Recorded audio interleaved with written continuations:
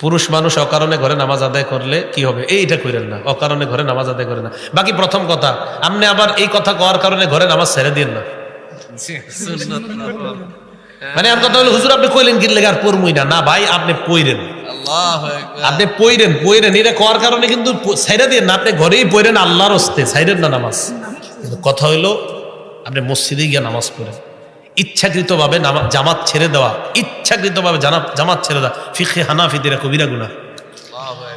এই জন্য আপনি ইচ্ছাকৃতভাবে জামাত ছেড়ে দিয়ে না। বাকি আমি এটা বলার কারণে এই মানসিকতা যেন না হয়, তোর কয়ে গেছেন কালকে তার ঘরেও পড়বো না, ভাইও আপনি ঘরে পড়েন, তবু আপনি ছাইরেন না নামাজ, আপনি ঘরেই পড়েন। প্রথম কথা আপনি মসজিদে যান।